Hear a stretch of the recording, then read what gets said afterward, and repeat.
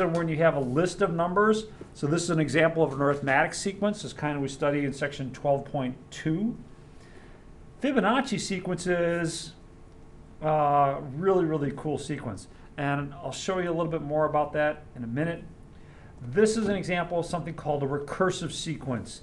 And we'll see a couple examples right here. Now, an explicit sequence is something like this, where if I give you the n, you can calculate, for instance, the 100th term, a sub 100 would equal 4 times 100 minus 4, which would be 396. So that's nice because it's explicit, you can plug it in and get it. But not everything is that way. In particular, the Fibonacci sequence. Now, Fibonacci numbers are really famous, and in fact, they have applications in our modern day society. So I was invited to this seminar to use Fibonacci when intraday trading stocks. Wow, bizarre. So here's kind of a quick little video on Fibonacci numbers. They came about originally by considering the number of breeding pairs of rabbits, assuming that each pair of rabbits has offspring which after a month can also breed. So it's this sequence. But that sequence of numbers has all kinds of applications. Take, for example, the sunflower. The display of its florets are in perfect spirals of 55, 34, and 21. The sequence of Fibonacci. The fruitlets of the pineapple create this same spiral based on the sequence. The pine cone does the same. As currents move through the ocean and the tide rolls onto the shore, the waves that bring in the tide curve into a spiral that can be mathematically diagrammed onto a plot at the points 1, 1, 2, 3, 5, 8, 13, 21, 34, and 55. Buds on trees, sand dollars, starfish, petals on flowers, and especially the nautilus shell are formed with this exact same blueprint. With each segment of growth, the nautilus adds to itself one more value on Fibonacci's scale. All right, so just amazing where you see Fibonacci. In fact, we're going to see Fibonacci later in section 12.6, the last section for this course, in a surprising spot. But it's an example of what's called a recursive sequence.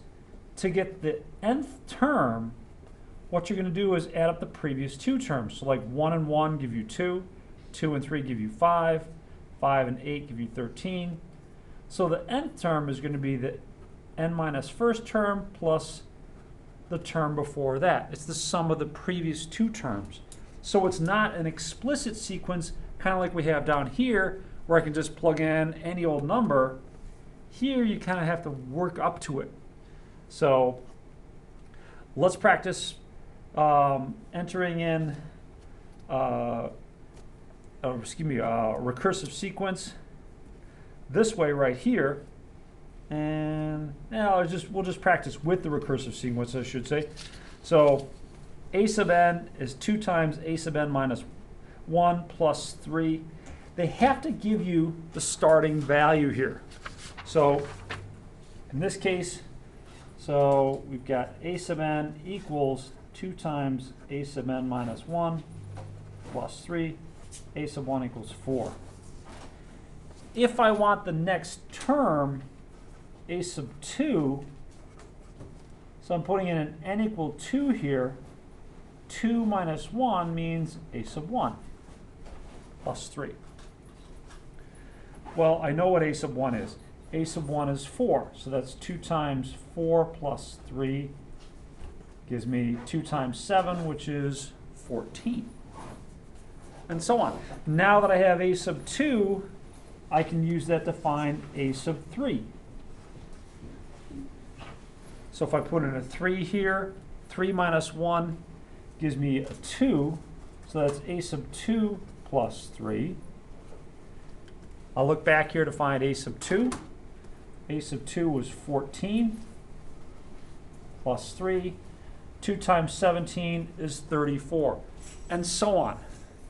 Now you can do this stuff on your graphing calculator, but I'm going to give you a chance to work an example with the handout that I have there, and if you show me the graph that you get, then great. you can get a couple points of extra credit.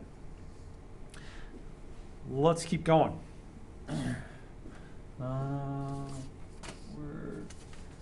my sheet go?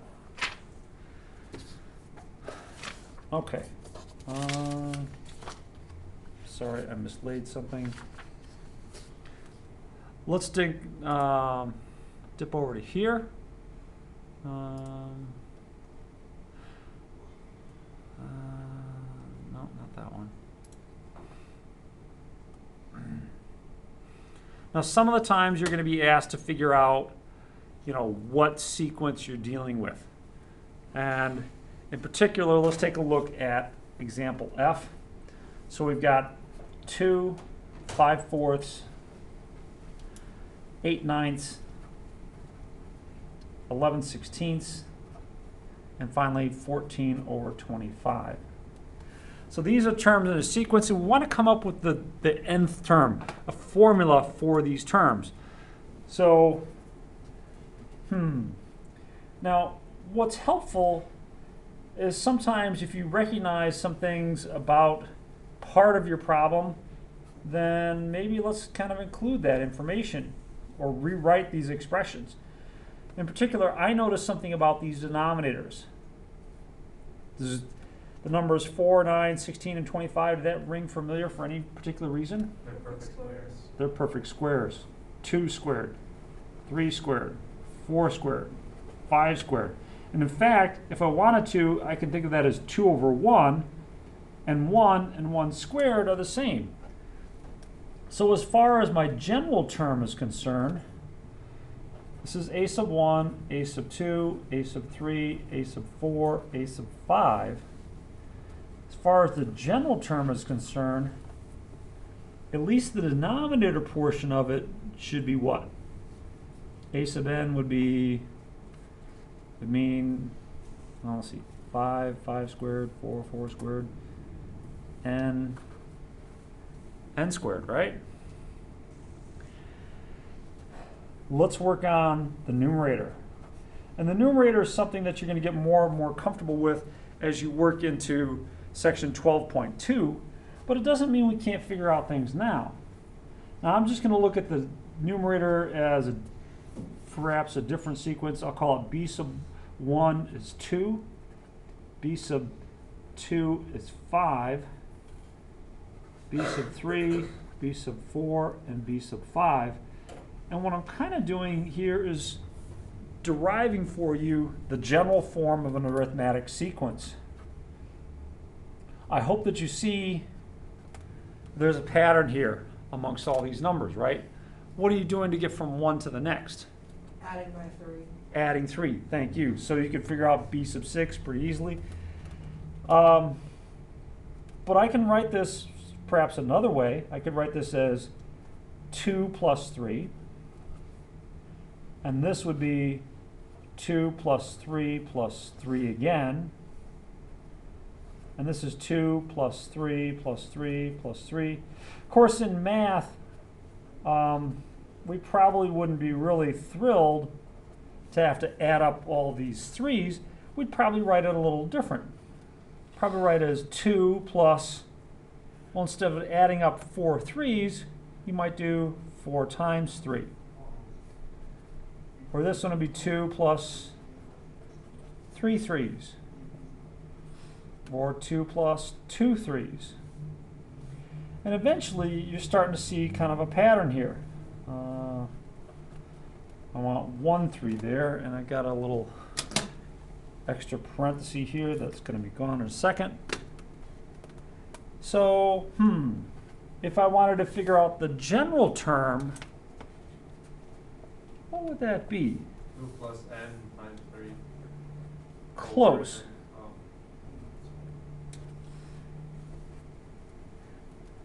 It's not quite n times 3 because the 5 goes with a 4, the 4 has a 3, 3 and a 2, 2 and a 1. So it's close to n times 3. Can you modify that a little bit?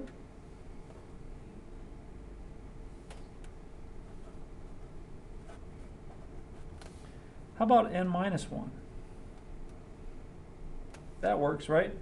5 minus 1, oh, that'd be 4. 4 minus 1, that'd be 3. So that's the form of your numerator. That's what we just figured out. And really, what we showed is kind of the basic form of an arithmetic sequence. Now overall, that's going to give you 2 plus n minus 1 times 3. So looking good there.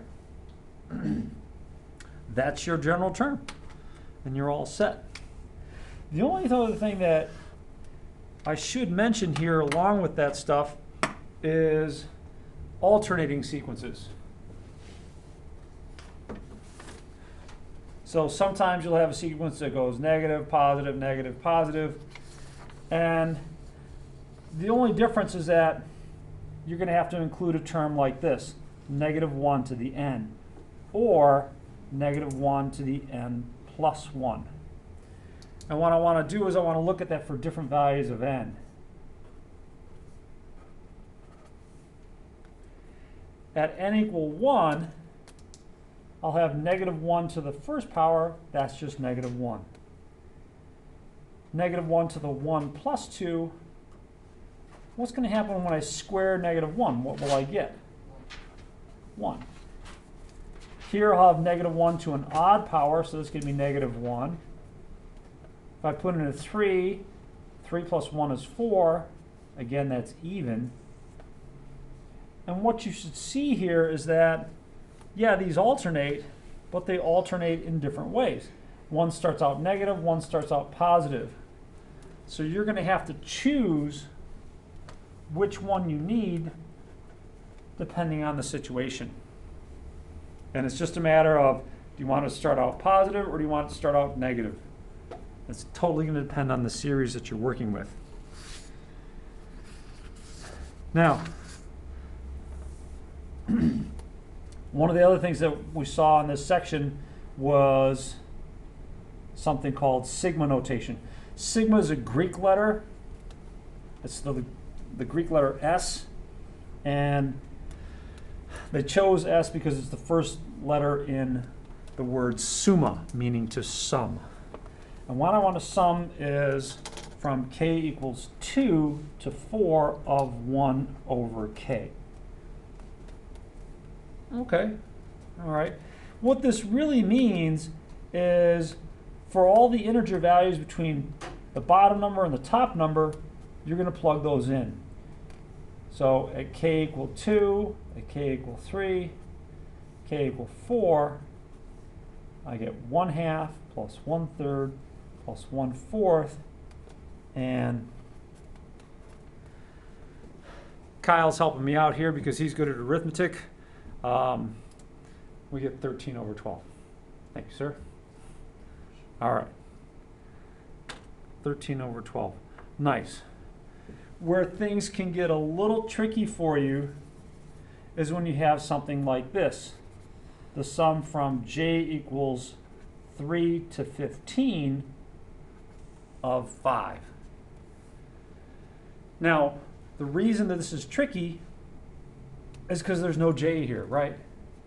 You're looking to plug in a j, or like the last one we plugged in a k. You're looking to plug in a j, but there isn't anything there. So what you do is you're just going to write the expression. That's just going to be a 5 when j equals 3. And then 5 when j equals 4. And 5 when j equals 5. 6. Yeah, that's 5, 6. So I'm going to have to keep on writing a lot of 5s. 3, 6, 7, 8, 9, 10. Oops, did I write one too many 5s? Let's see how many I got. 1, 2, 3, 4, 5, 6, 7, 8, 8, 9, 10, 11, 12, 13. Is that too many 5s? Well, you might think so because 15 minus 3 is 12, right? You might think I only need 12 5s. But if you actually looked at it, this is j equals 3, 4, 5, 6, 7, 8, 9, 10, 11, 12, 13. Actually, I did I did blow this a little bit. Oh, 14, 15. Yeah, there we go. 14, 15. No, I didn't blow it. So I need a total of 13 of these 5s.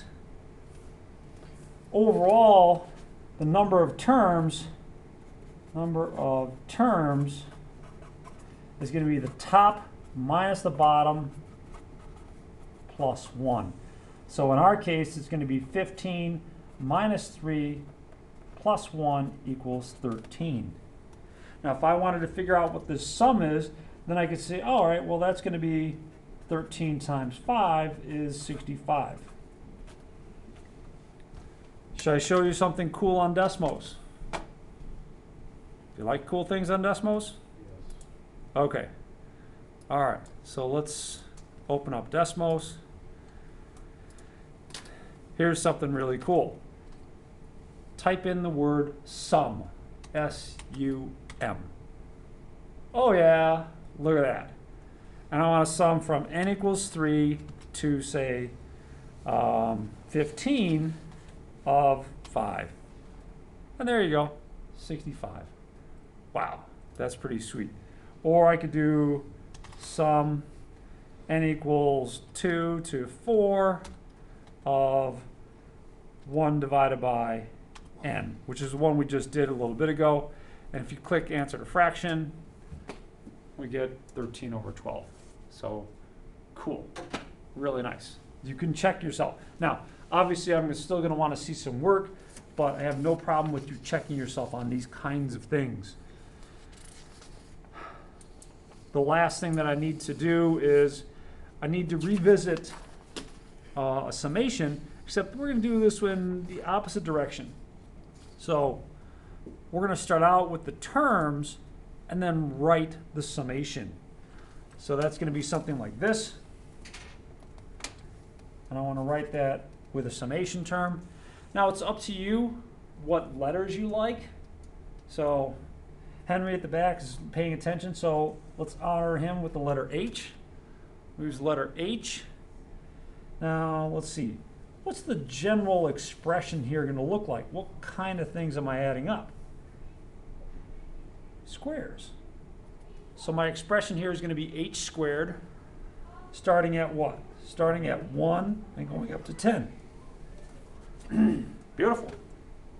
There's actually formulas that allow you to calculate that without having to add that kind of stuff up bit by bit, but I'm not going to hold you responsible for those. I might at some point indicate what those are, but that's it. That's it. Comments or questions? All right, go get them.